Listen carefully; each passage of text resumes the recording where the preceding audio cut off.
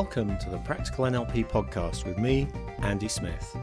Catch up on previous episodes at nlppod.com.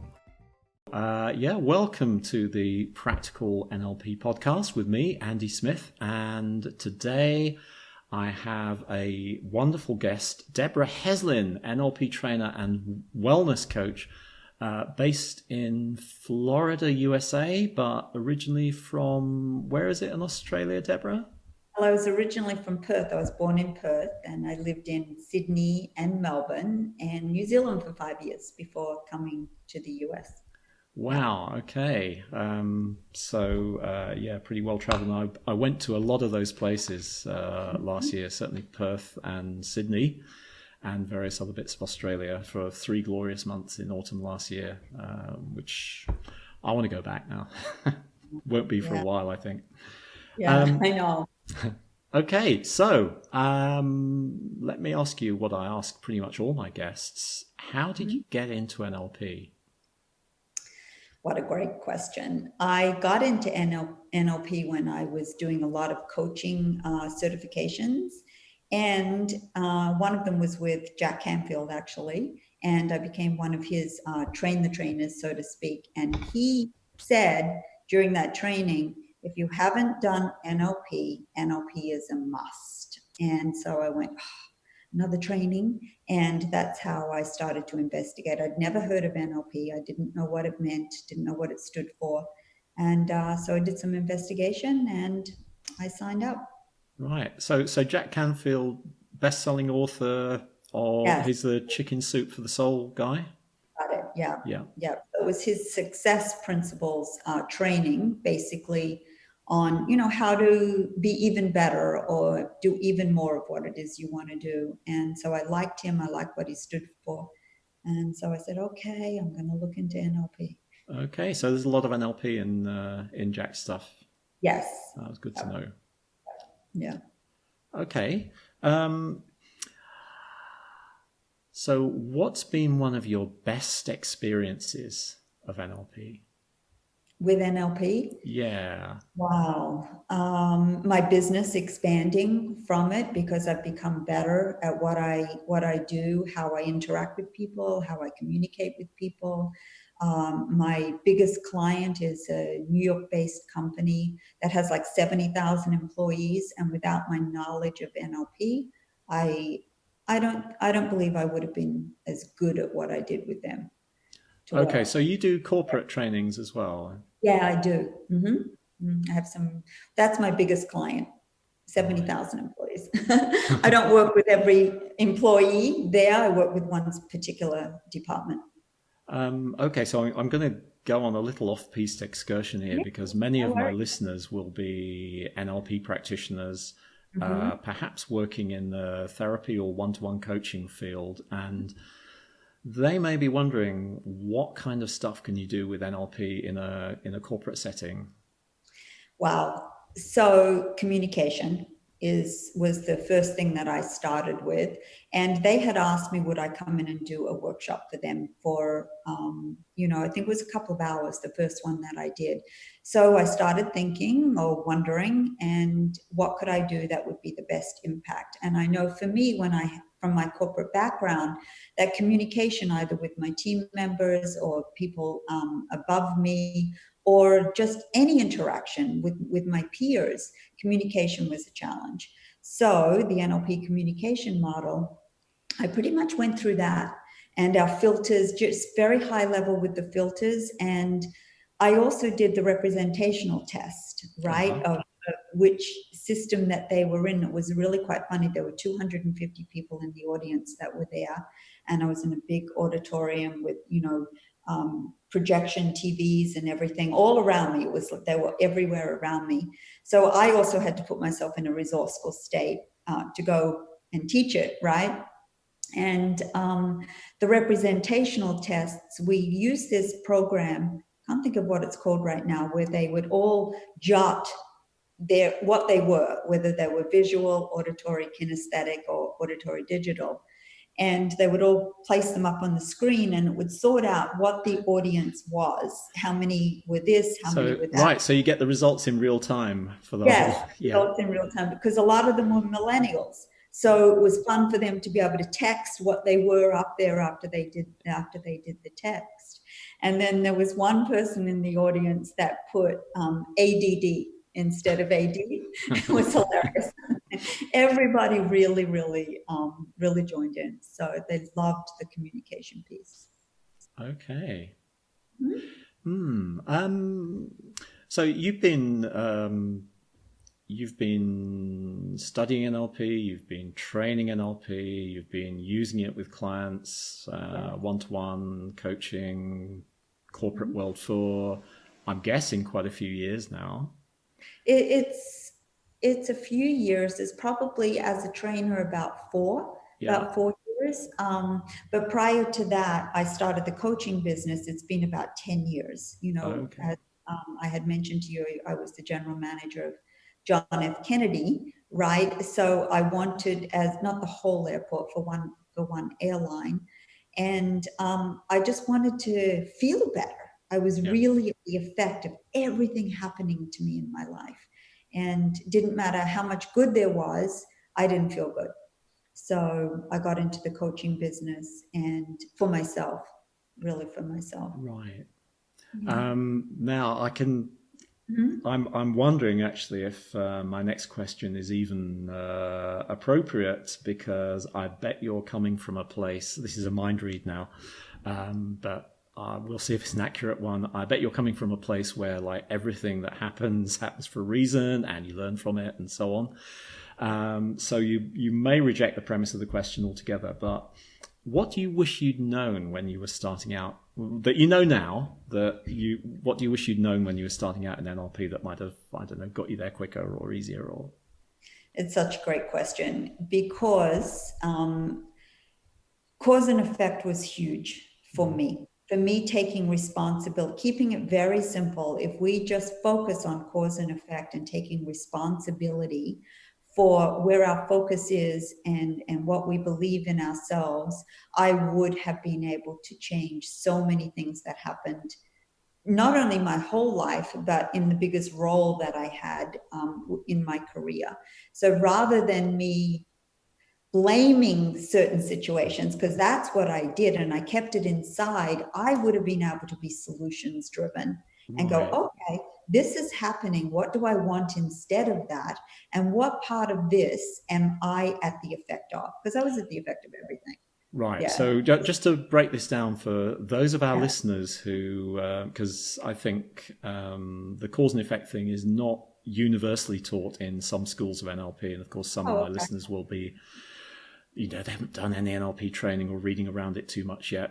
So can we just explain cause and effect, the cause and effect model in 2 minutes? Yes, we can in 2 minutes. So 95% of the population, and at that time, me, 100% of the time, I was at the effect of everything out here, all the noise out here, in my job, in my environment, my relationships with what was going on at my work. And I was considered a high-level leader, right? So things, as you perceived it then, things happened to you. Yeah, my model of the world, my view of the world, my reality, I was at the effect of all this. Yeah. So what that did to me internally was, instead of me saying, oh, what could I do different here? I would push unconsciously the blame outside of me onto everyone and everything. It was my job, it was my boss, it was not doing this or not doing that, it was the cold weather in New York, it was everything. Yeah. Rather than me going, oh, what could I do different? Yeah. What could I learn from this? It doesn't mean to say this is still amazing, right? But it's what I could look at it and view it as differently and be empowered by that. Yeah, so people, to kind of sum up, people who are at the effect end of things, it's almost like a victim mentality, where things happen that cause them to feel a certain way and take down their choices, and there's nothing I can do about it. Exactly. People who decide to put themselves at the cause end of things, they're like, okay, I can make things happen. I have choices. I can take responsibility for my own experience. The thing is, of course, whichever one you put yourself in, it starts generating its own evidence through confirmation bias. So, it's true whichever way you go. But if we look at it objectively for a moment, there are things the world does that, do affect us. And there are things that we do that do affect the world. But if we're only focusing on what the world and people around us do to us, we are missing half of that picture. I guess we could probably say, if we ignore the stuff the world does to us and just focus on what we can do, we're probably missing half of it as well. But the question is, which position is more empowering? Which is a better one? Which is a happier and more effective place to be in? Why put a glass ceiling on your capabilities? I love how you said that, because ultimately it's how you feel inside, right? If I am feeling good about how I'm responding, how I'm reacting to something, then I'm feeling more empowered and I want to do more. But if I'm at the effect of it and I feel horrible, then I don't want to stay there, unless of course you do. You're allowed. There are people that love to be miserable, and that's fine. I don't like to feel miserable, so I want to do something about it. And stepping on, it's either we're going to have the reasons and excuses, right? Or we're going to have the results. And, I joke often to my clients, and even in my trainings, when I first started this work and understood NLP, I used to have a warehouse full of my reasons and excuses, a warehouse full. And then I sold them on eBay. I had so many that people wanted to purchase their own reasons and excuses, not really. And now it's down, I have a shoebox just in case I want to have a reason and excuse. But now I have a warehouse full of things that I could do differently and better. Yeah. And I prefer that. It empowers me. I feel better.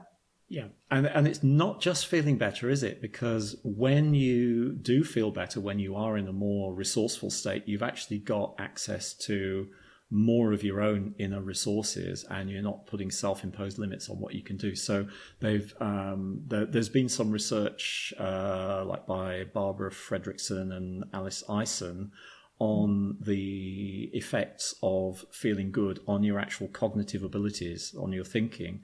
And what they found is that when you're feeling good, well, they put it in scientific terms, they call it like positive affect or something, feeling good, basically. You can think more strategically. You can see the big picture more easily. When you're miserable, you kind of like focus just down on the problem and you ignore all sorts of other stuff that could help you. You can take in information more quickly, so you can reach decisions more rapidly. You're more creative, I think, because a lot of that is about going up to the big picture and coming down somewhere else in a different place.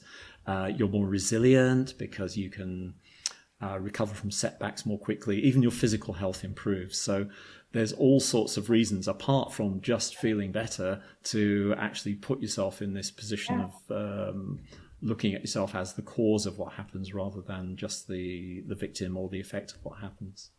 No, I love the way that you said that, because, me doing these trainings for myself, ultimately, that I wanted to feel better in the very beginning, right, has had an impact on my children. I have 3 children and 7 grandchildren, my relationship with my husband, my relationship with even the people that I worked with when I was in corporate America, that I felt they're, not sure how to handle certain things. They've not only become my friends, they've taken my trainings, right? And we have become peers in a new sense, a new sense of doing and giving back and understanding and learning. So we can all be going through this inner turmoil, but once we decide we want to change our perspective of things and get a new viewpoint, everything opens up for us. Yeah. Yeah. So if I can even say to you, my favorite metaphor with that is I used to do a lot of rock climbing, of America's 50 classic climbs, some really, really crazy ones. But I remember being on one climb one time and I could not make the next move. I didn't know I couldn't see the hold. I couldn't do anything. And I'll never forget, I was the second, there's the lead and then the second climber. And I remember the lead saying to me, Debra, have you looked all around you? And here I was, I'm here and I'm looking just in this one direction. Yeah. And I looked to the left and went, oh, goodness, like, right? Grab the hold and up you go. So if our focus is on being at the effect and being the victim, as what you said, then that's really where we're going to go. If we shift that focus and decide on what it is we want and what would be one step to take to get there, everything can change. Yeah. Yeah. Yeah. That's a great metaphor to explain that as well. Thank you. Yeah, it's got everything. High stakes. Listen, when you're hanging like, literally thousands of feet in the air, it's great to have another option, right? So it's like life, all the neurological connections to do something differently is so empowering once we realize, being a yoga teacher, sometimes I go, turn yourself upside down, Deb, get a different perspective. What are you not seeing that you could see, Yeah. Okay, right. Next question then. Yeah. Who do you really admire in NLP, and what are you really excited about in NLP at the moment? There's a lot of people I admire, Ted James being one of them, whom I studied under, and his wife Adriana, who's also doing a lot of work in the field. Robert Dilts. I love the founders of NLP, Bandler and Grinder. I watch their YouTube stuff. I haven't studied under them. Robert Dilts is somebody that organically, I really feel he is just such an authentic, genuine person. I just love his approach and his calmness and his softness to teaching. So yeah, I admire a lot of people. Dave Shepherd is another one, and of course Tony Robbins. Mm-hmm. So what are you excited about in NLP at the moment? I'm excited about more learnings. I'm excited I met you. I love Doug O'Brien also. He's somebody else that I've been studying a little bit with. And I'm excited that I have another training coming up in August, my first virtual. Normally I do them in person, so this is going to be fun. So yeah, I'm excited. Yeah, so this will be a stretching experience, the switching to virtual, especially as up till very recently, a lot of NLP trainers in response to these NLP certification trainings that you can get for like $15 on Udemy that are pretty much non-interactive. They were saying, you can't train NLP online. You have to be in the room with the person. You have to get feedback. And now a lot of NLP trainers that I admire are actually reaching into the virtual realm and trying this out. So it will be really interesting to find out what you have to do to actually make this work. Yeah, and I love that you said that because, if you think about NLP, it is, the state of curiosity, right? So rather than, saying, oh, no, we need to do it this way and we need to do it that way, how about we try on a different way of doing, because it's a new way of being right now. So I'm excited about it. I've been doing some other trainings that have been virtual. So I've gotten used to the Zoom platform. Breakout rooms, be monitoring the breakout rooms. And, it's going to be fantastic. So I'm going through my whole presentation and whole interaction that I'm going to be doing and making some small changes along the way so that it would be, if I can even say, a lot of my clients are virtual. Yeah. Right? I have people all over the world that I work with. So I can't touch their knuckle to do anchoring, right? So there's different ways we could teach it and what the process of anchoring is and everything, but we can do different ways. So I'm really excited about that. I really am. Okay, so we've reached the point in the podcast where I'm going to ask you what's one of your favorite kind of interventions or techniques, something that our listeners could maybe, or viewers actually, as we're also doing it on video, that they could maybe try out and use for themselves to, I don't know, help solve a problem, just feel better in the moment. What have you got for us? I will go with submodalities, which is pictures, And for me, which is another interesting thing. That in the beginning, I didn't like submodalities. I was like, "Oh, what is this? What is this?" Right? And now I love it because not only am I able to see the changes in my clients, but able to make it myself. And just before this call with you, I had a client working with pictures that she was having of certain situations that she wasn't feeling good. So Right. for me, one of the best ways with submodalities is when you're in that state, or you're wanting to change from this to where you want to be. When you think of that, do you have a picture? Or like the way that you say it, what do you see? Yeah. Right? And then you can go through the submodalities, which is just finer distinctions. Is it in black and white or color? Is it near or far? Is it bright or dim? And the sounds and the feelings around it. And hers were very different to that which, when you have been in charge of your situation, when you think of that, what do you see? And it was so different. The picture was bright, this one was dim, and then of course we change it over. So I love submodalities. Right. So again, for those of our listeners who are just coming into NLP, it may something that you probably wouldn't realize until you start looking at NLP is that how we feel about things, it's not just what we're thinking about, it's the way that we think about it, it's the way that we represent it in our minds. So the intensity of a response to, let's say, a happy picture, a picture of some goal you want to achieve. Right. If that picture is of a fantastic goal, so maybe, an amazing house that you want to get, or something that you really want to achieve, could be an amazing thing. But if that picture is just like a little black and white snapshot that's like 2 inches wide and it's not moving and it's a little bit blurry, you're not going to have much of an emotional response to it. Exactly.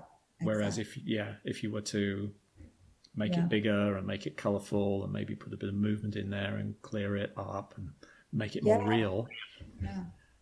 Like adjusting I mean, we all know that NLP is not very well named, and some of the jargon is not either. I did not know what submodalities were in the very beginning. And, but explaining that we all see things differently. We'll see something maybe brighter. We might see it dim, as you said. It might be close to us and full-fledged color. If it's something we love, and something that we don't love might be way away from us. So there's lots of finer distinctions in that. And when we can get the differences and change those differences, the drivers that make the difference, it is amazing what can happen, to the person just with those things that they see in their mind. Yeah. So should we perhaps set the listeners a little example, something they can try, just, changing the qualities of the picture and seeing what happens? Yeah, sure. Sure. So what would you like to pick? Should we pick a state or something something good. Absolutely. Something that's pleasant to think about. Yeah. So I don't know, maybe what does confidence look like to you? Maybe how about that? Or when you think of confidence, what do you see, right? So what do you see when you've been really confident? What is it that you see?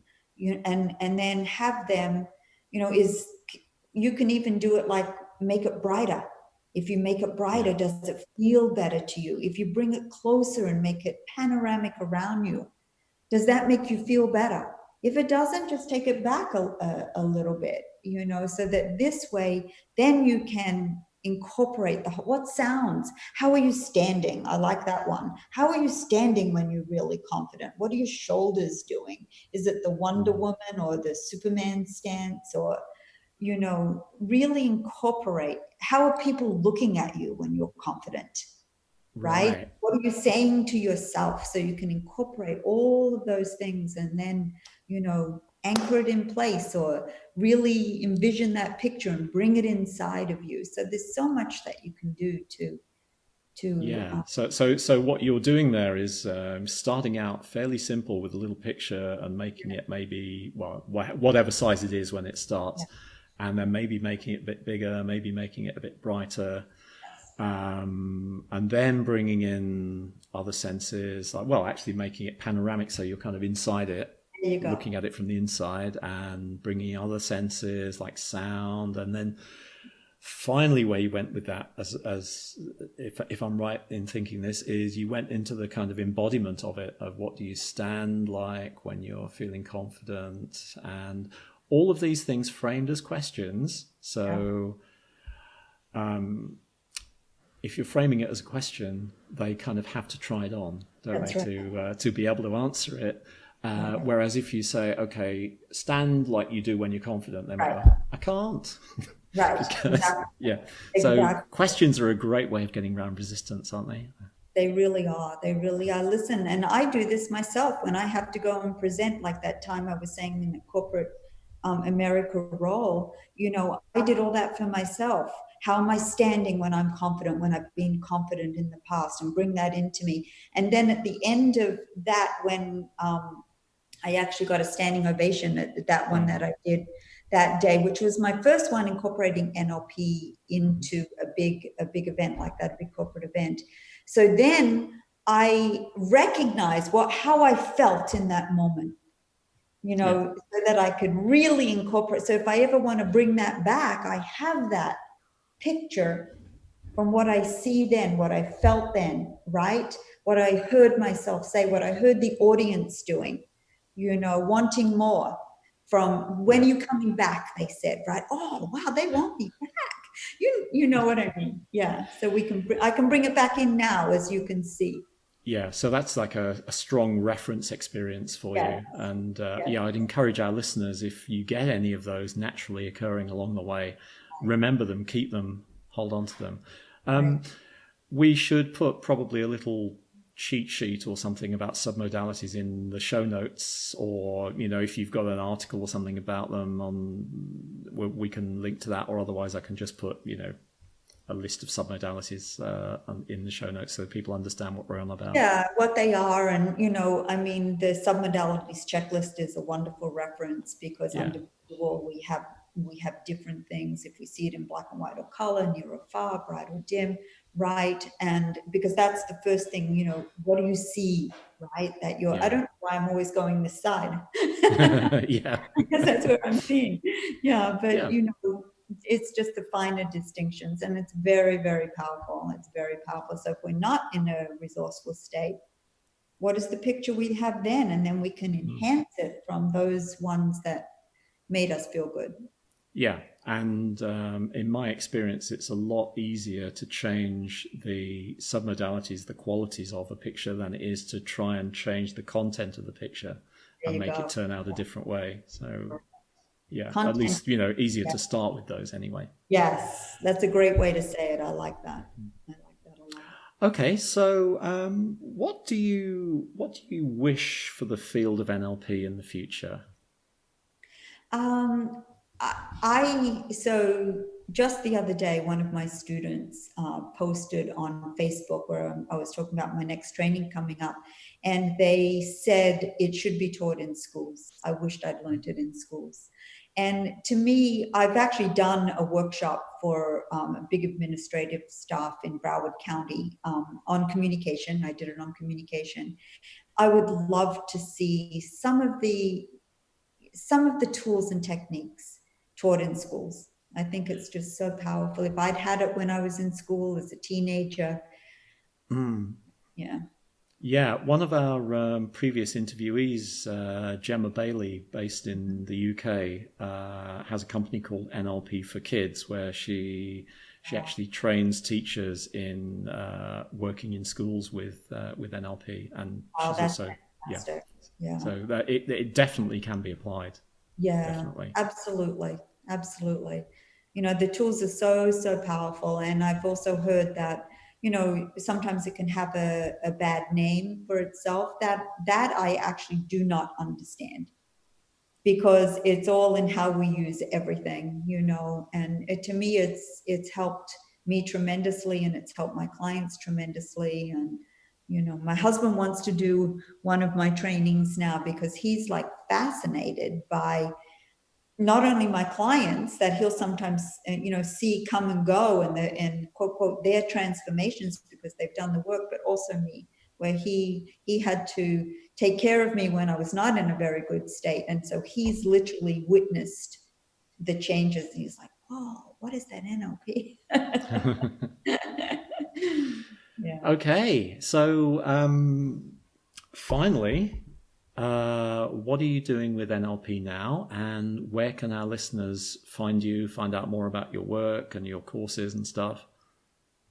So I'm doing a training in August. It's August 9th through the 15th. It's my first virtual one, so I'm excited about that. And it's going to be on Zoom. And so they could find me on DebraHeslinWellness.com. And yeah. Okay, well, we'll put a link to that in the show notes. And one of the nice things about me personally not running NLP practitioner courses anymore is we're not competing, so I'm quite happy for people to know about this. That's awesome. Thank you so much, Andy. Okay, so I have people on it worldwide, which is really interesting. There's someone from New Zealand that signed up, and I'm in Fort Lauderdale on Eastern Standard Time, and all over the United States. So it's going to be a great group. Yeah, so really the only limit is the time zones that suit people. And as Correct. You say, if you've got somebody from New Zealand who's willing to get up in the middle of the night, then 2:00 in the morning her time to start. So that's kind of early. Yeah. Okay. Well, thank you very much, Debra, and I'm sure your first virtual NLP practitioner training will go absolutely splendidly. Yeah, thank you so much. I'm really looking forward to it. And thank you for having me as a guest. It's been a real pleasure. Thanks. I love everything that you do. I love your websites, everything, and I'm glad I found you. Thank you. Oh, right. Well, mutual. Yeah, great. Thank you very much. Take care. Yeah, you too. That's it for this week's podcast. Remember, you can see the show notes for this episode at nlppod.com, and you can download back episodes you may have missed from the online store at webstore.nlppod.com.